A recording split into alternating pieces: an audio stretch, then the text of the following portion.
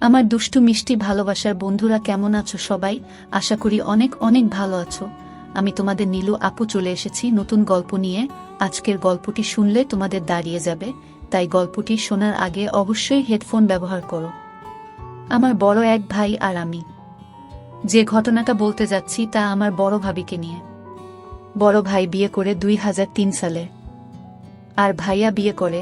আমার ভাবির পরিবারের সবাই মিরপুরেতেই থাকে, আর বিয়ে দেওয়া হয় একই জেলাতে, মানে ঢাকাতে। আমি যখন ভাবির প্রতি দুর্বলতা অনুভব করি তখন তার বয়স 23 বছর। বিয়ের পর ভাবির হঠাৎ করে বেড়ে যায়, আর বেড়ে যাওয়ার কারণে ভাবিকে আগের চেয়ে আরও বেশি সুন্দর লাগত। ভাবি দেখতে যেমন সুন্দরী ছিল তেমনই তার গঠনটাও। ভাবির যে অংশটা আমার সবচেয়ে ভালো লাগত তা হলো তার দুটি, তবে তখন এসব নিয়ে কখনো ভাবিনি। তবে ভাবির যখন একটা ছেলের জন্ম হয় তখন আমি লুকিয়ে লুকিয়ে ভাবিকে দেখতাম যখন সে তার বাচ্চাকে খাওয়াতো। আমার খুব লোভ লাগত, ভাবতাম ইস আমিও যদি খেতে পারতাম। কিন্তু আমার স্বপ্নটা স্বপ্নেই রয়ে যায়। তবে আমি হাল ছাড়িনি, সুযোগের অপেক্ষায় ছিলাম, আর একদিন সেই সুযোগটা এসে গেল। দিনটি ছিল 2004 সালের এপ্রিল মাসের 21 তারিখ। হঠাৎ করে ভাবি বলল যে ভাবির নাকি খুব শরীর খারাপ, বুকে নাকি অনেক ব্যথা করছিল। দেরি না করে তাড়াতাড়ি আমি ডাক্তার সাথে করে নিয়ে যাই, কারণ বড় ভাই তখন বাড়িতে ছিল না, আর বড় ভাই ব্যবসার কারণে থাইল্যান্ডে গিয়েছিল। তো ডাক্তার গিয়ে ভাবিকে দেখে বলে দেরি না করে ভালো একজন হার্টের ডাক্তার দেখাতে। আমি ঘটনাটা বড় ভাইকে জানাই। বড় ভাই আমাকে বলল যে ভালো কোনো হসপিটালে নিয়ে যেতে। আমি তখন একটা প্রাইভেট কার করে মিরপুর থেকে ভাবিকে নিয়ে সৌরওয়ার্দী হসপিটালের উদ্দেশ্যে রওনা হই। হসপিটালে পৌঁছাতে পৌঁছাতে আমাদের প্রায় কয়েক ঘন্টা লেগে যায়। আমি ভাবিকে নিয়ে আমার পরিচিত একজন হার্টের ডাক্তার দেখায়। ডাক্তার ভাবিকে দেখে কিছু টেস্ট দিল আর আমাকে কিছু ওষুধ নিয়ে আসতে বলল। আমি ভাবিকে টেস্টগুলো করিয়ে ওষুধ নিয়ে আসি। ডাক্তার ভাবিকে একটা স্যালাইন দিল, যা শেষ হতে প্রায় রাত 8টা বেজে যায়। স্যালাইন শেষে ভাবিকে কিছুটা ভালো মনে হলো। ডাক্তার ভাবিকে দেখে আরও কিছু ওষুধের নাম লিখে দেয়, আর একটা ব্যথা কমানোর মলম নিয়ে আসতে বলে। আর মলম দিয়ে বলে রাতে ভালো করে মালিশ করতে ব্যথা কমে যাবে। আর বলল পরদিন আবার নিয়ে যেতে টেস্ট রিপোর্টগুলো দেখে ফাইনাল প্রেসক্রিপশন দেবে। ডাক্তারের কথা শুনে আমি তো মনে মনে খুশি, কারণ আজ হয়তো সেই দিন যে দিনের অপেক্ষা আমি অনেক আগে থেকে করছি। আমি ভাবিকে আমার মনের কথা বুঝতে না দিয়ে জিজ্ঞেস করলাম, ভাবি এখন কি হবে, রাতে কোথায় থাকবো আমি? ভাবি অনেকভাবে বলল, এক কাজ করো, তুমি যেহেতু থাকতেই হবে, চলো কোনো হোটেলে গিয়ে উঠি, এই রাতটাই তো মাত্র, কোনো রকম কাটাতে পারলেই চলবে। আমার তো ভাবির কথা শুনে আকাশে চাঁদ পাওয়ার মতো অবস্থা। তাহলে বাসাতে আমি জানিয়ে দেই, কি বলো? ভাবি হ্যাঁ তাই করো।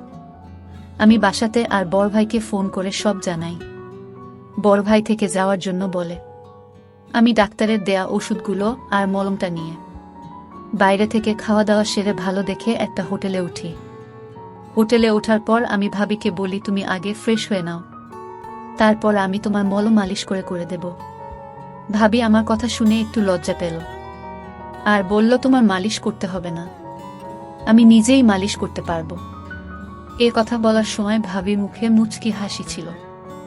আমি বললাম, তুমি আগে গিয়ে গোসল করে নাও, তারপর দেখা যাবে। ভাবি গোসল করার জন্য বাথরুমে চলে যায়। আমি ভাবতে থাকি কিভাবে শুরু করব।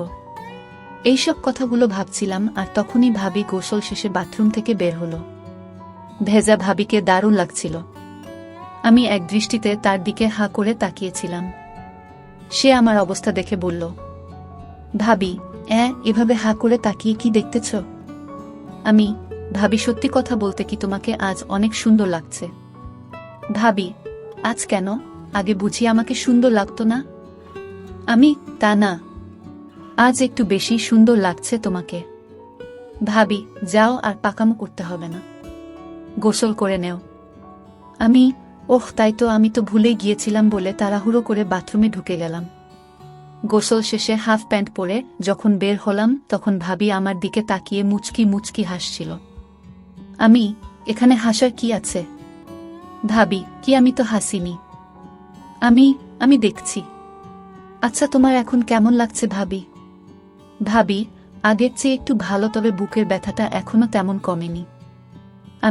তুমি ওষুধগুলো খেয়ে শুয়ে পর, আমি তোমার শরীরে মালিশ করে দেব, দেখবে কমে যাবে। ভাবি, বললাম না আমি নিজেই মালিশ করতে পারবো, তোমাকে কষ্ট করতে হবে না, বলে ভাবি ওষুধগুলো খেল। তুমি পারবে না? কেউ কি নিজের শরীর মালিশ করতে পারে? অর্থা বাড়াবাড়ি না করে সুন্দর করে লক্ষ্মী মেয়ের মতো শুয়ে পড়ো। ভাবি আর কি করবে, আমার বায়নার কাছে হার মেনে শুয়ে পড়ল আর বলল, অনেক তো মালিশ করার শখ, আজ দেখব কেমন মালিশ করো। আমি বললাম, ও মা, তুমি কাপড় পরে থাকলে মালিশ করব কিভাবে? ভাবি, আমি তোমার সামনে কাপড় খুলতে পারবো না। আমি কি তোমার পর নাকি যে আমার সামনে লজ্জা পাচ্ছ? আর আমি তো তোমাকে সব কাপড় খুলতে বলছি না, শুধুমাত্র শাড়িটা। ভাবি, আচ্ছা বাবা, ঠিক আছে, আমি তো এক পলকে তাকিয়ে আছি। তখন আমি মলমটা নিয়ে মালিশ করা শুরু করলাম। ভাবি আমার হাতের পেয়ে চোখ বন্ধ করে ফেলে। আমি আস্তে আস্তে তার চারপাশে মালিশ করতে থাকি। আমি ভাবিকে জিজ্ঞাসা করলাম, ভাবি, এখন কেমন লাগছে তোমার? ভাবি, অনেক ভালো লাগছে। তুমি নিজেই করতে পড়তে এমন মালিশ? ভাবি, কখনো না।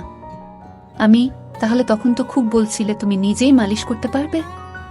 ভাবি, এমনি বলেছিলাম। সত্যি কথা বলতে কি, তোমাকে বলতে আমার লজ্জা করছিল।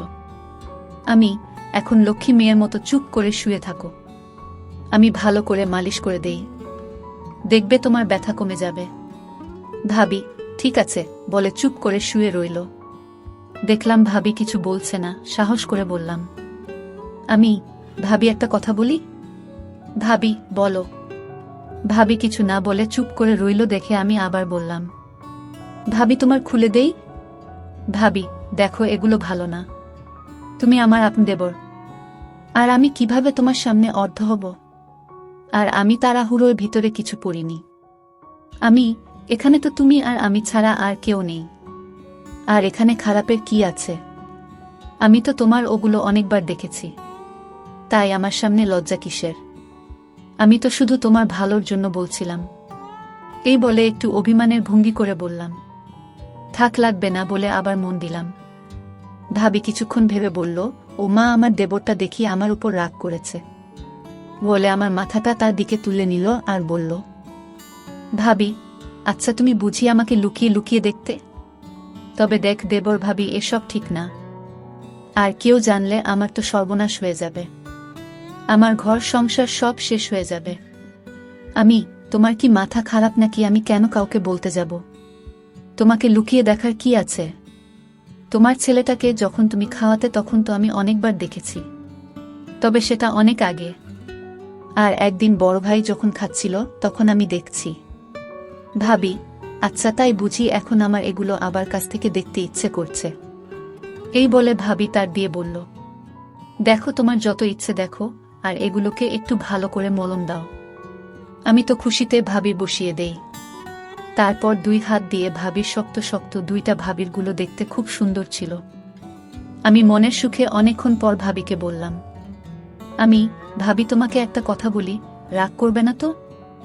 ভাবি, না রাগ করব না, আমি তোমাকে অনেক ভালোবাসি। ভাবি, আমিও তোমাকে অনেক অনেক ভালোবাসি।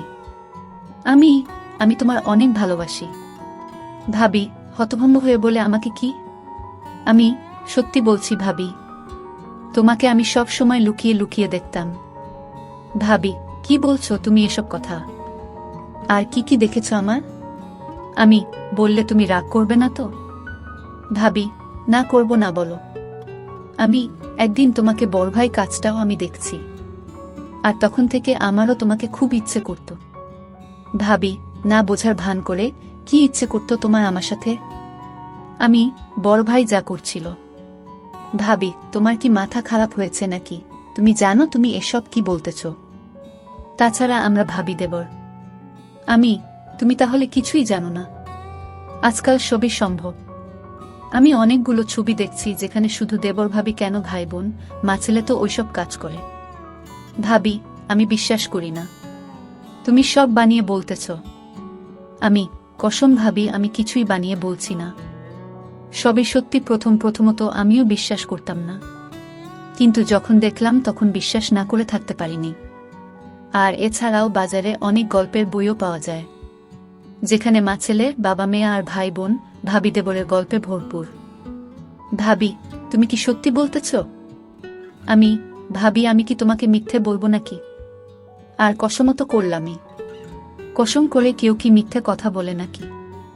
ভাবি কিছুক্ষণ চুপ করে থেকে বলল, আচ্ছা ওইসব বাদ দাও। আমি বুঝতে পারলাম ভাবি কিছুটা দুর্বল হয়ে পড়েছে। তাই আমি এবার দেখি ভাবির শ্বাস ঘন হচ্ছে। আমি একবার উপরে যাই, আবার নিচে নেমে আসি। কিছুক্ষণ পর ভাবি আবার জিজ্ঞেস করে, ভাবি, আচ্ছা আমরা যা করছি তা কি ঠিক? বেঠিকের কি আছে? আর আমরা দুইজন তো মানুষ।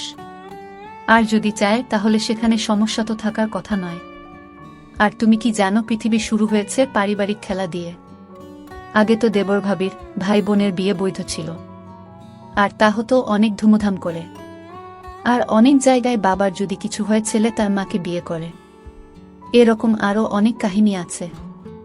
ভাবি, তাই নাকি? তুমি এত কিছু জানলে কি করে? বই পড়ে। ভাবি, তাই তো বলি আমার প্রতি তোমার এত মনোযোগ কেন ছিল? আচ্ছা তুমি তাদের মতো আমার সাথে। তুমি যদি মতো দাও তাহলে তোমাকে ভালো করে, আর এটা আমার অনেক দিনের আশা। একমাত্র তুমিই পারো আমার আশাটা পূরণ করতে। ভাবি, হ্যাঁ তুমি। ভাবি, কিন্তু আমার খুব ভয় করছে যদি কেউ জেনে যায়। তুমি আর আমি যদি কাউকে না বলি তাহলে কে জানবে? ভাবি, তা ঠিক, তবে এটা করা কি ঠিক হবে? ভাবি, তুমি শুধু শুধু চিন্তা করছো। কিছুই হবে না, আর কেউ জানবেও না। আমরা তো আর সবার সামনে না। এসব কথা বলতে বলতে আমি ভাবির কাছে, তা ভাবি এতক্ষণ খেয়াল করেনি। পরদিন সকালে ফ্রেশ হয়ে হোটেল ছেড়ে দিয়ে আমরা নাস্তা করে হালকা মার্কেটিং করে সকাল 9টার দিকে আবার হসপিটালে যাই। ডাক্তার বলে চিন্তার কোনো কিছু নাই, রিপোর্ট নরমাল। তবে যে ওষুধগুলো দিয়েছি তা চালিয়ে যান, আর 1 মাস পর এসে আরেকবার চেক আপ করে নিবেন। আমরা ডাক্তার থেকে বিদায় নিয়ে বাসার দিকে রওনা দেই। আর ওই দিনের পর থেকে আমাদের প্রতিদিনই হয়ে থাকে। আবার কখনো ভাইয়া যদি দেশের বাহিরে যায় তখন আমাদের রাতেও হয়। আর এভাবেই আমাদের ভাবি দেবরের সম্পর্ক চলতে থাকে, যা আজ পর্যন্ত চলছে।